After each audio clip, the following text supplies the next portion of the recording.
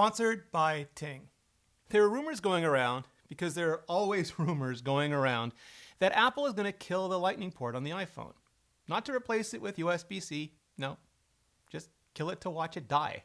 Now, it probably won't be with any of the iPhone 12 models, not the ones released this year. I've been doing a ton of coverage on all of those though, so make sure you hit the subscribe bell and button so you don't miss any of it. But could be as soon as the next iPhone, as soon as next year. And it's not just Apple. The entire industry seems to be moving that way, which has caused a lot of people to complain, some people to champion it, but me, I just want to explain it. Almost 4 years ago, Apple deleted the 3.5mm headphone jack from the iPhone 7. They weren't the first. HTC had a bunch of phones without a headphone jack years before the iPhone, including the very first Android phone. But when Apple does something like that, because Apple drives so much product and so many headlines, people pay attention. Trends start. Other companies follow. Apple's pitch back then was that the 3.5mm headphone jack was old, outdated, a unitasker, something Alton Brown would hate. And anything it could do, Lightning could just do better. Except, work with cross-device headphones that allow for simultaneous charging and audio without a dongle. It also made water resistance better, because while almost all of the ports in the iPhone have been sealed, you're still supposed to dry them off before plugging anything electric right into them. And a lot of people just don't, so you still get corrosion and occasional shorts. Same with the home button that Apple replaced the very same year. They deleted the mechanical switch and replaced it with a proprioceptive lie, a taptic response that only makes it feel like it's clicking, when really it's just solid stuff. And they did it because those mechanical switches wore out in a way the virtual feedback presumably just won't ever do. Same with other companies replacing things like the side buttons with squeezes and the like. Now, if Apple had used that moment in history, the moment when they deleted the headphone jack, to also switch the iPhone from Lightning to USB-C to something that almost every device would soon make a standard and would allow almost any headset to plug in with, albeit still at the expense of charging, maybe the world would be a very different place right now. But for a variety of reasons I explained in a video a few weeks ago, and yeah, seriously, hit that subscribe button, that just didn't happen. AirPods happened instead, and the very next year, inductive charging. So now we're left with the Lightning port, and maybe that'll soon go away, and for the very same reasons. To simplify production and water resistance, to reduce complexity and mechanical failure, to stop people from plugging cables that fray into ports that get wet and dirty, and of course to prevent bad actors from plugging in cables to try and pull out our private data. To take one more step towards the kind of wireless world, or if you're still not ready, to take yet one more infuriating push.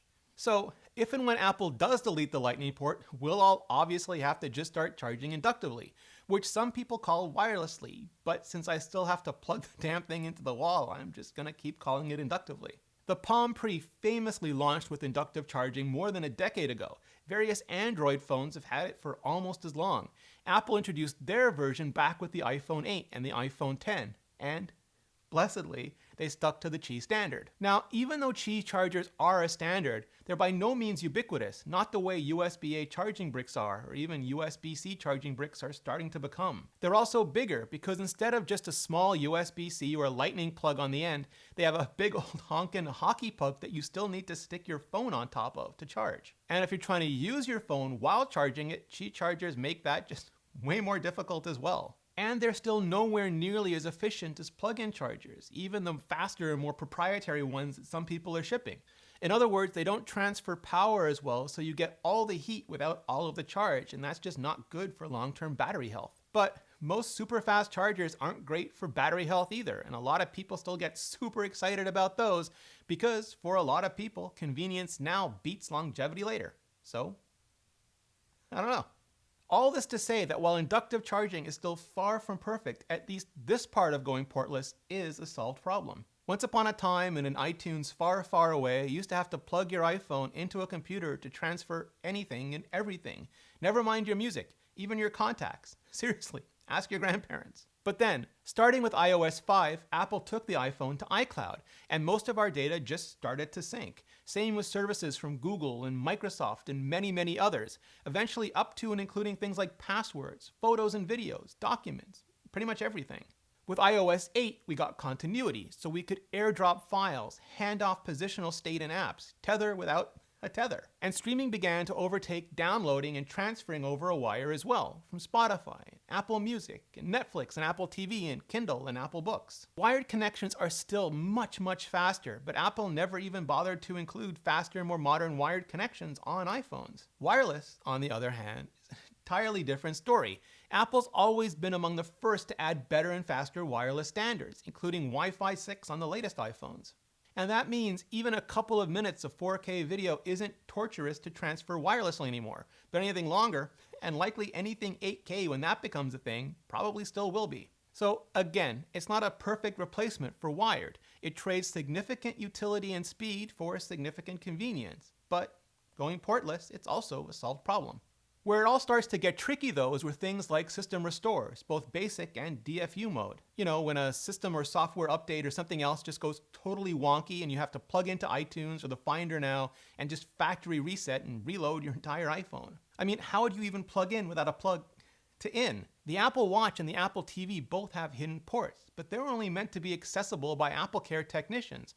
And as frustrating as it is to have to send in or take in your TV or your watch for servicing, I can't even imagine how frustrating it would be to have to do that with your phone. And this is, as of right now, a totally unsolved problem, at least on the iPhone. Apple is introducing something pretty new and something really cool on Apple Silicon Macs for later this year though. Basically, they'll have a minimal, separate macOS environment in a hidden container that lets you reinstall macOS, even the macOS recovery, if and when you need to. Could that work for an iPhone with iOS and a form of iOS recovery utility and Internet Restore on board?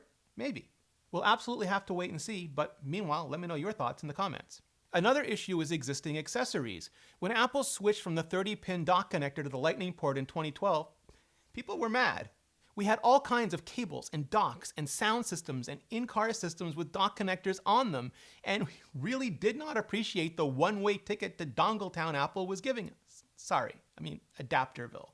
And that was after a decade of 30 pins. And that's been one of the major arguments against going USB-C now as well. All the mainstream iPhone owners just going about their daily lives, and if you swap their ports, they will cut you. So just imagine what they'll do if you don't just swap those ports, but try to delete them entirely. Delete you entirely.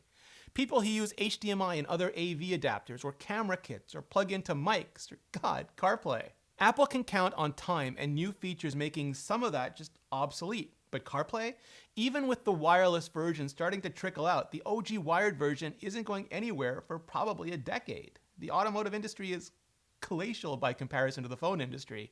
So what's the answer there? An Apple wireless to Lightning adapter, like the AirPods to 3.5mm headphone jack dongle some of us have been using on planes? If you, like me, think there better be a good answer to all of this before we see any of that, just drop a like below. On the flip side, in addition to removing a potential point of mechanical failure, deleting the Lightning port also removes a potential attack vector. We've all seen physical access be translated into digital access just numerous times over the years. Compromised accessories like juice jacking, evil house workers plugging in and taking your stuff, and people are trying to just trick you into plugging into malicious charging terminals is why Apple added that whole "do you trust" and passcode pop-up to iOS a few years ago. Likewise, absolutely likewise, the companies that collect and sell iOS exploits on the black or gray market and lease or sell boxes that try to break into devices over hardwires, just all of them too. Removing that access won't suddenly make the iPhone intrusion-proof or anything, but it will mitigate against some of those types of intrusions. And if and when Apple gets an illegitimate search and seizure request, something extra lawful demanding they help break into a device, they can answer in their most very favorite way possible. It's not that we won't do it, it's that we simply can't do it. What none of this will help you with is saving your money. But that's where Ting comes in. And it can help you save money no matter which iPhone or any phone you're using. Especially if you're working from home right now with just tons of Wi-Fi available and no need to pay for any more data than you're actually using. Same with talk, same with text. Ting offers coverage on Verizon, T-Mobile, and Sprint. No matter where you are or where you go, you'll have more service options in more places, and it works with almost any phone. The iPhone, absolutely. The Google Pixel, sure. Samsung Galaxy, sure. Pretty much anything. And it's super easy to get started. Just go to rene.ting.com, create an account. They send you a SIM card. You put it in your phone and you are good to go. And if you have any issues, They have award-winning customer support that's not just ready, but happy to help you out. The average Ting bill is just $23 a month with no contracts, no commitments. And since you're watching this video, you can get a $25 service credit to try Ting out right now. Bring your own phone, bring your own number if you want to. Just go to rene.ting.com or click the link in the description. See how much you can save and get $25 off. Thanks, Ting. Thanks to all of you for your support. Check out my iPhone 12 playlist right there and see you next video.